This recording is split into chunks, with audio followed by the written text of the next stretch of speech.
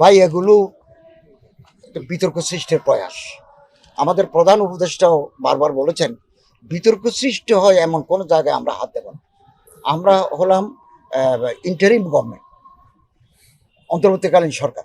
আমাদের দায়িত্ব হচ্ছে ল অ্যান্ড অর্ডার সিচুয়েশনকে রেস্টোর করা, পলিটিক্যাল স্টেবিলিটি এনশিওর করা, একটা কনজেনিয়াল অ্যাটমসফিয়ার যদি দেশে তৈরি হয়, যখনই তৈরি হবে আমরা নির্বাচন কমিশনকে ঢেলে সেজে একটা সুষ্ঠু, অবাধ, ইম্পার্শিয়াল নির্বাচন দিয়ে নির্বাচিত দলকে ক্ষমতা হস্তান্তর করে আমরা বিদায় নেব না। মাজার ভাঙা হোক, মসজিদ ভাঙা হোক, মন্দির ভাঙা হোক, এগুলো গর্হিত কাজ। এগুলো যেগুলি যেভাবে আছে সেভাবে থাকা দরকার। আমরা আপনাদের মাধ্যমে দেশবাসীকে জানাতে চাই, এরকম যদি কোনো ইনসিডেন্ট হয় যেখানে আমাদের কমিউনাল হারমোনি, আমাদের ভ্রাতৃত্ববোধ নষ্ট হয়, আপনারা আমাদের জানালে আমরা মুহূর্তের ভিতরে সেটা আইনগত ব্যবস্থা নেব।